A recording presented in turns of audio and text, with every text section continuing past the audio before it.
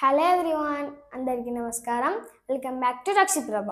ఈ వీడియోలో మనం కంజంక్షన్ గురించి నేర్చుకోబోతున్నాం. కంజంక్షన్ని మనం తెలుగులో సముచ్చయము అంటాం.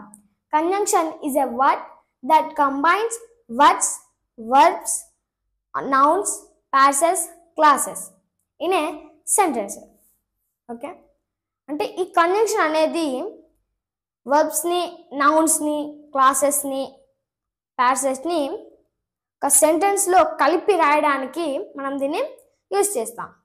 ఓకే, ఎగ్జాంపుల్ చూసినట్లయితే Rakshit is playing cricket, Shiva is playing cricket. Rakshit cricket ఆడుతున్నాడు, శివ క్రికెట్ ఆడుతున్నాడు. ఈ రెండు సెంటెన్సెస్ అనేవి కరెక్ట్ సెంటెన్సెస్. ఇప్పుడు ఈ రెండు సెంటెన్సెస్కి అండ్ అనే కంజంక్షన్ని యాడ్ చేసి ఒకసారి రాద్దాం. Rakshit and Shiva are playing cricket. Rakshit మరియు శివ క్రికెట్ ఆడుతున్నాడు. ఇక్కడ మీరు గమనించినట్లయితే ఒక్కరు వచ్చినప్పుడు ఈజ్ వాడాం, ఇద్దరు వచ్చినప్పుడు ఆర్ వాడాం. అంటే మనం నేర్చుకున్నది ఏంటంటే ఈజ్ని సింగులర్ వర్డ్స్కి, ఆర్ని ప్లూరల్ వర్డ్స్కి వాడతాం. ఇక్కడ అండ్ అనేది రెండు రిలేటెడ్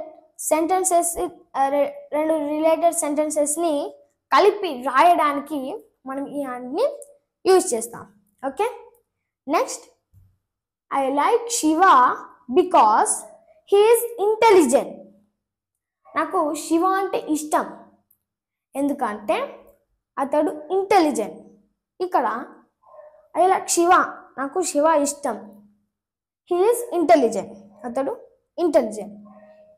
ఈ రెండు సెంటెన్సెస్ని బికాస్ అనేది కంబైన్ చేస్తుంది, అంటే మీనింగ్ఫుల్ లాగా చేస్తుంది. అంటే ఇప్పుడు చూడండి, ఐ లైక్ శివ, నాకు శివ అంటే ఇష్టం ఎందుకంటే, మీనింగ్ఫుల్గా చెప్తుంది, ఎందుకంటే హీ ఈజ్ ఇంటెలిజెంట్, అతడు ఇంటెలిజెంట్ కాబట్టి. Next, Sampath studied well but failed in exam. Sampath బాగానే చదివాడు కానీ ఎగ్జామ్లో ఫెయిల్ అయ్యాడు. ఇక్కడ బట్ అనేది అతడు చదివాడు కానీ ఫెయిల్ అయ్యాడు అనే దాని గురించి చెప్తుంది మనకు. ఓకే, నెక్స్ట్, మనకు కంజంక్షన్లో మెయిన్గా 3 టైప్స్ ఆఫ్ కంజంక్షన్స్ ఉంటాయి. అవేంటంటే coordinating conjunctions, subordinating conjunctions and correlative conjunction. First, coordinating conjunctions గురించి నేర్చుకుందాం. కోఆర్డినేటింగ్ కంజంక్షన్స్ అనేవి వర్డ్స్ని, పాసెస్ని, ఇండిపెండెంట్ క్లాసెస్ని కలిపి రాయడానికి కోసం మనం దీన్ని యూజ్ చేస్తాం. మనం ఇండిపెండెంట్ క్లాసెస్ అంటున్నాం కదా, అసలు క్లాస్ అంటే ఏంటి? క్లాస్లో సబ్జెక్ట్ మరియు వర్బ్ అనేది ఉంటుంది. మనం ఇండిపెండెంట్ క్లాస్ అన్నాం కదా, ఇండిపెండెంట్ క్లాస్లో కూడా సబ్జెక్ట్ ఉంటుంది, వర్బ్ ఉంటుంది, మరియు దానికి కంప్లీట్ మీనింగ్ అనేది ఉంటుంది. ఎగ్జాంపుల్ చూసినట్లయితే మనం షీ లవ్స్ టు రీడ్. ఆమెకు చదవడం అంటే ఇష్టం. దీనికి అంటే కంప్లీట్ మీనింగ్ ఉంది కదా, మాకు చదవడం అంటే ఇష్టం, కంప్లీట్ మీనింగ్ ఉంది. అదే డిపెండెంట్ క్లాస్ చూసినట్లయితే డిపెండెంట్ క్లాస్లో కూడా సబ్జెక్ట్ ఉంటుంది, వర్బ్ ఉంటుంది, కానీ కంప్లీట్ మీనింగ్ అనేది దానికి ఉండదు. ఎగ్జాంపుల్ చూసినట్లయితే బికాస్ షీ లవ్స్ మ్యూజిక్. ఎందుకంటే ఆమెకు మ్యూజిక్ అంటే ఇష్టం. దీనికి మీనింగ్ ఉందా? అసలు మీనింగ్ అనేది లేదు, కంప్లీట్ మీనింగ్ అనేది లేదు. అప్పుడు కంప్లీట్ మీనింగ్ అనేది లేనప్పుడు ఈ డిపెండెంట్ క్లాస్ అనేది ఇండిపెండెంట్ క్లాస్ మీద డిపెండ్ అవుతుంది, మీనింగ్ అంటే కంప్లీట్ మీనింగ్ కోసం. అప్పుడు మనకు వచ్చేది ఏంటంటే she listens to music every day because she loves music. తను ప్రతిరోజు పాటలు వింటుంది ఎందుకంటే ఆమెకు మ్యూజిక్ అంటే ఇష్టం. చూడండి, ఇప్పుడు ఈ డిపెండెంట్ క్లాస్ ఉందా, డిపెండెంట్ క్లాసు ఇండిపెండెంట్ క్లాస్ మీద డిపెండ్ అయితే దానికి మొత్తం కంప్లీట్ మీనింగ్ అనేది వచ్చింది. ఓకే, ఇది క్లాస్ గురించి. నెక్స్ట్ మనకు కోఆర్డినేటింగ్ కంజంక్షన్స్లో 7 టైప్స్ ఆఫ్ కంజంక్షన్స్ ఉంటాయి. అవి ఏంటంటే ఫర్ కొరకు, అండ్ మరియు, నార్ ఏది కాదు, బట్ కానీ, ఆర్ లేదా, ఎట్ అయినప్పటికీ, సో కాబట్టి. ఇప్పుడు ఫర్కి ఎగ్జాంపుల్ చూసినట్లయితే I went to ground for playing football. నేను ఫుట్బాల్ ఆడడం కోసం గ్రౌండ్కి వెళ్ళాను. ఇక్కడ ఫర్ అనేది రీజన్ తెలుపుతుంది. నేను ఫుట్బాల్ ఆడడం కోసం గ్రౌండ్కి వెళ్ళాను, ఇది మన రీజన్ తెలుపుతుంది కాబట్టి ఫర్ అనేది మనకు conjunction. Okay, next and. Rakshit and Samar are best friends. Rakshit మరియు సమర్ బెస్ట్ ఫ్రెండ్స్. వాళ్ళు రక్షిత్ మరియు సమర్ బెస్ట్ ఫ్రెండ్స్ అని ఈ అండ్ అనేది అతను అని చెప్తుంది కాబట్టి మనకు ఈ అండ్ అనేది కంజంక్షన్.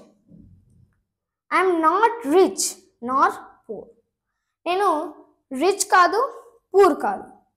అంటే ఇది ఏం చెప్తుందంటే నేను ఏది కాదు అనే దాని గురించి చెప్తుంది. సో దట్స్ వై నార్ అనేది మనకు కంజంక్షన్.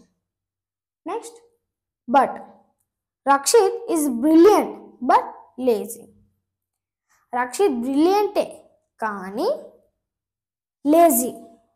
ఇక్కడ బట్ అనేది కానీ అని మీనింగ్ చెప్తుంది.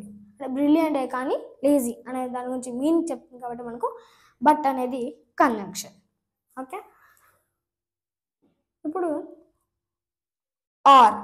Do you want chocolates or cakes. నీకు చాక్లెట్స్ కావాలా లేదా కేక్స్ కావాలా అంటే ఈ ఆర్ అనేది ఇది కావాలా లేదా అది కావాలా అనే దాని గురించి చెప్తుంది. అంటే చాయిస్ ఇస్తుంది మనకు. ఓకే, దట్స్ వై ఆర్ అనేది మనకు conjunction. Next at. It was raining at she went out side. వర్షం పడుతుంది అయినప్పటికీ ఆమె బయటికి వెళ్ళింది. ఇక్కడ అయినప్పటికీ అనే దాని గురించి చెప్తుంది కాబట్టి మనకు ఎట్ అనేది conjunction. Okay, next he studied well so he clear the exam. అతడు బాగా చదివాడు కాబట్టి అతడు ఎగ్జామ్లో పాస్ అయ్యాడు. ఇక్కడ సో అనేది కాబట్టి అనే దాని గురించి మీనింగ్ చెప్తుంది కాబట్టి మనకు సో అనేది conjunction. Next subordinating conjunctions. Dependent క్లాస్తో ఇండిపెండెంట్ క్లాస్ని కలిపి రాసేటప్పుడు మనం ఈ సబార్డినేటింగ్ కంజంక్షన్స్ని యూజ్ చేస్తాం. ఈ సబార్డినేటింగ్ కంజంక్షన్స్ ఏముంటాయంటే రీజన్, టైం, కండిషన్, పర్పస్ ఇవి ఉంటాయి. రీజన్లో చూసినట్లయితే బికాస్, సిన్స్. బికాస్ ఎగ్జాంపుల్ చూసినట్లయితే I stayed at home because the weather is cold. నేను ఇంట్లోనే ఉన్నాను ఎందుకంటే బయట చాలా చలిగా ఉంది. ఇక్కడ మనం బికాస్ ఎందుకంటే అనే దాని గురించి చెప్తుంది కాబట్టి మనకు బికాస్ అనేది conjunction. Okay, next since it was raining we cancel the trip. వర్షం పడుతుంది ఆ కారణంగా మేము ట్రిప్ని క్యాన్సిల్ చేసుకున్నాం. ఇక్కడ సిన్స్ అనేది ఆ కారణంగా, వర్షం పడుతుంది ఆ కారణంగా అనే దాని గురించి చెప్తుంది కాబట్టి మనకు సిన్స్ అనేది కంజంక్షన్. ఓకే, ఇప్పుడు టైంలో ఏముంటాయి? When, while, before, after, whenever. వెన్కి చూసినట్లయితే I was watching TV when he called me. మనకు టైంలో వెన్ అనేది ఒక సిచ్యువేషన్ బట్టి మీనింగ్ మారుతుంది. ఇక్కడ ఎలా అంటే అతను నన్ను అప్పుడు పిలిచినప్పుడు, ఇక్కడ చూడండి వెన్ అంటే ఎప్పుడు, కానీ ఈ సిచ్యువేషన్లో అప్పుడు అప్పుడు అని వస్తుంది. అప్పుడు నన్ను పిలిచాడు, నేను టీవీ చూసుకుంటూ ఉన్నాను అంటే ఇక్కడ మన వెన్ అనేది time. He is listening to music while doing homework. అతడు హోంవర్క్ రాసుకుంటున్నాడు, ఎట్ ది సేమ్ టైం పాటలు వింటున్నాడు. అంటే ఒకటే సమయంలో హోంవర్క్ రాసుకుంటూ పాటలు వింటున్నాడు. ఇక్కడ మనకు వై అనేది టైం తెలుపుతుంది. I will call you after I finish my work. నా వర్క్ అయిపోయాక నేను నిన్ను పిలుస్తాను. ఆఫ్టర్ తర్వాత, నా వర్క్ అయిన తర్వాత అనే దాని గురించి చెప్తుంది కాబట్టి మనకు ఆఫ్టర్ అనేది time. He left my home before you came. నువ్వు రాకముందే అతడు వెళ్ళిపోయాడు. బిఫోర్ ముందే అనే దాన్ని చెప్తుంది కాబట్టి మనకి ఇది టైం. నెక్స్ట్ కండిషన్లో if, unless, as long as, in case. ఇప్పుడు ఇఫ్కి చూసినట్లయితే if you study well you will clear the exam. ఒకవేళ నువ్వు బాగా చదివినట్లయితే నువ్వు ఎగ్జామ్లో పాస్ అవుతావు. ఇక్కడ మనకు ఇఫ్ వచ్చేసి condition. Okay, I won't go unless you come with me. నువ్వు వస్తే తప్ప నేను వెళ్ళను అనే దాన్ని చెప్తుంది ఇక్కడ. అన్లెస్ అంటే మనకు condition. Okay, next I will win as long as you support me. అంటే మనకు ఇట్లా బాహుబలి సినిమాలో డైలాగ్ ఉంది కదా, నువ్వు నా పక్కన ఉన్నంత వరకు నన్ను మగవాడే పుట్టలేదు మామ అనేది ఉంది కదా. అలాగే ఇక్కడ ఈ యాజ్ లాంగ్ యాజ్ అనేది కండిషన్ తెలుపుతుంది. అంటే నువ్వు నా పక్కన ఉన్నంత వరకు నేను గెలుస్తూ ఉంటాను అనే దాని గురించి చెప్తుంది. Okay, next keep my number in case you need help. నీకు హెల్ప్ అవసరమైతే నా నెంబర్ గుర్తుపెట్టుకో అంటే గుర్తుపెట్టుకో లేదా ఉంచుకో అంటాం మనం. ఇక్కడ ఇన్ కేస్ అనేది మనకు వచ్చేసి కండిషన్ని తెలుపుతుంది. Okay, next correlative connections. ఈ కార్లేటివ్ కనెక్షన్స్ అనేవి జతగా ఉంటాయి. ఇది సిమిలర్ సెంటెన్సెస్ ఉంటాయి కదా, ఆ సిమిలర్ సెంటెన్సెస్ని కలిపి రాసేటప్పుడు ఈ కార్లేటివ్ కనెక్షన్స్ అనేవి మనకు ఉపయోగపడతాయి. దీంట్లో కనెక్షన్స్ ఏముంటాయంటే ఎయిదర్ ఆర్, ఇది లేదా అది, నెయిదర్ నార్, ఏది కాదు, సచ్ దట్, ఎంతగా, నాట్ ఓన్లీ బట్ ఆల్సో, ఇదే కాదు అది కూడా అనే దాని గురించి చెప్తుంది మనకు. ఇప్పుడు ఎయిదర్ ఆర్ ఎగ్జాంపుల్ చూసినట్లయితే you can have either tea or coffee. నీకు టీ అయినా ఉంటుంది లేకపోతే కాఫీ అయినా ఉంటుంది. ఇక చాయిస్, ఇక్కడ కూడా మనకు చాయిస్ అనేది ఉంటుంది. ఎయిదర్ ఆర్ వచ్చింది అంటే ఈ ఎయిదర్ ఆర్ అంటే మనకేంటి correlative connection. Next neither not. Neither Sampat nor Rakshit came to the school today. ఇవాళ స్కూల్కి సంపత్ రాలేదు, రక్షిత్ రాలేదు అంటే ఇతడు రాలేదు అతడు రాలేదు అని చెప్తుంది. Next such that. The cake was so big such that we could not finish it all in one day.